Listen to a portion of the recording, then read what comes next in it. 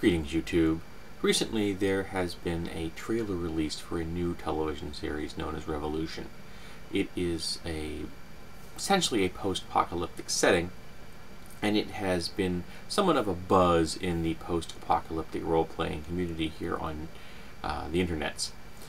So I'm going to talk about it. People have been discussing it, and this is my favorite medium of expression, so I thought I'd talk about it briefly here, as briefly as I can. I'm going to link to the trailer so you can go look at it if you so choose, and so I'm going to discuss what takes place in the trailer itself, which is a public piece of information. I'm only basing it on the trailer. I know nothing else about this. You cannot blame me for spoilers. I'm just basing this on the trailer. If you don't want to listen to what I have to say, then turn the video off now.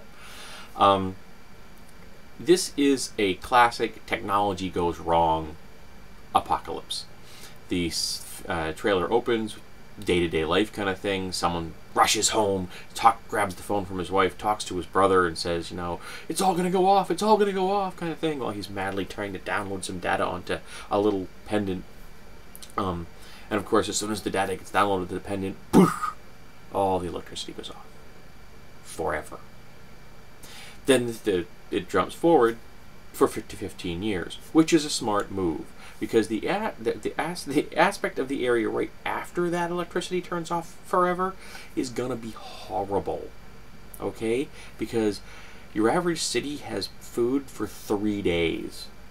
Around day 9, that's when people are gonna start eating people. And let's face it, The Walking Dead has got that covered already when it comes to a TV series, so we really don't need to see that all over again. So it's good that the collapse of general civilization is going to be in the, off stage, as it were. And the population is probably going to drop, and at least in the United States, most third world countries, going to drop significantly. Some places could probably see as much as a 70% drop in population in first world nations, because there just isn't the low-tech resources to support that kind of population's food needs. Because all of the technology that we use for day-to-day life, even our farm equipment, is all electrically based, at least to start it and things like that. So things are going to collapse, and they're going to collapse fast and hard. However, not everyone's going to die. So it jumps forward to 15 years, you see the world. Warlords have risen to take over the United States, or sections of the United States. Some have come to get the main character who has that little magic pendant I mentioned, the magic amulet in the trailer. It's the MacGuffin, which the entire series seems to be based around. He puts it into someone's hand and says, "You must not let this fall into the hands of the enemy." And then, of course, he's killed. Then there's an adventure that goes on. They're trying to rescue someone that was taken by the bad guys. They have to go get help from this guy's brother that was originally in the scene, because it was on the phone with his brother. And you see the Washington's all collapsed, and society is all in disarray, and yada, yada, yada, yada. Well, the only thing in this world that's gone wrong is artificial forms of electricity. Electricity still exists, because without electricity, we all die. This is an electrically driven process up here, folks. So, biological electricity still functions. We know this. At the end of the scene, at the end of the trailer, someone, you don't know if it's the person he gave the magic amulet to or someone else, walks into a dark room in a basement, pushes the button on the magic amulet, and all of a sudden the lights in the room come on, the computer turns on, he communicates on a green text screen. Not this kind of screen, old school, 1960 era text screen. Of a single line, did they get the pendant? No, they did not get the pendant. What are we going to do next kind of thing? No dramatic things like that crap. So here's the critique. If you didn't have the magic pendant, you couldn't turn the computer and the lights on in the room. So asking if the magic pendant was captured seems kind of silly to me, because they wouldn't be able to communicate with you. This also means that there are other magic pendants in the world, more magic amulets out there. In addition, the magic amulet, which is about this big, is an eternal power source. It's been 15 years. This thing still has not only enough power to keep itself running, but enough power to power the room it's in, and it's a broadcast power generator. Either of those two pieces of technical achievement would make you the greatest scientists the world has ever seen and earn you 2 Nobel Prizes. Alright? So this is a magic amulet. It's a MacGuffin. It's designed to drive the series forward. Now, the guy who did this, John Favreau, or I don't know how you say his name, he directed Iron Man 1 and 2. Okay? Now, he wants to talk about the collapse of a society that's been damaged from an external source, so Afghanistan and Iraq, or Pakistan. He wants to redo the American Revolution. Hey, great. He wants to have a post-apocalyptic setting because, you know, cheap sets maybe? I don't know. Some CGI to make things look old. None of this is all that original. Now, but I'm going to talk about something that makes no sense to me. They show people walking through the ruins of Washington, D.C. Now, if there's one place on the entire continent that you are not going to let fall into disuse, it is Washington, D.C.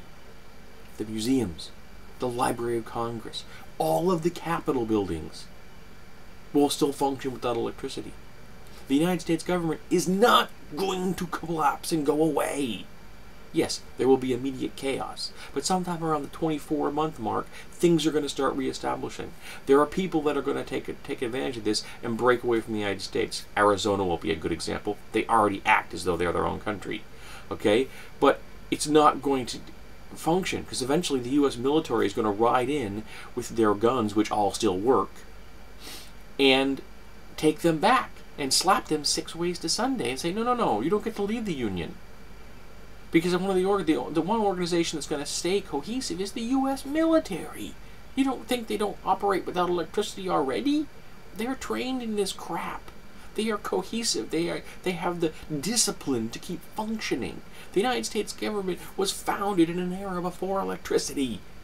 You don't need electricity for the U.S. government to work. You do need Washington, D.C. because it's got all kinds of great technology and knowledge that doesn't need electricity. So that's just dumb, folks. It makes no sense, you'd like, but it makes nice visuals. Seeing the Capitol covered with vines, why the Capitol would be covered with vines is beyond me, but it's covered in vines. So I'm watching this and I'm like, wow, this is lazy. This is Iron Man 2 material, not Iron Man 1. I thought Iron Man 2 was horrible. Iron Man 2 was awesome. So I wasn't impressed by this trailer.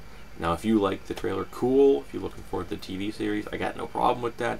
Go enjoy yourself. You know, there are going to be people in certain political parties in the United States are going to eat this up. The Libertarians and the Tea Party are going to just devour this like a big red steak. Because it's all about bootstrappy, you know, and taking back America, and there's no horrible federal government in your way, so we can go out and charge forward and live our lives the way we want to, and it's absolute nuttery. So I was very disappointed about this trailer. It did not look like something that I have. No, it does look like something I have absolutely no interest in. It just looks lazy, and it doesn't look interesting, and it's got a magic amulet that's going to eventually solve all the problems. So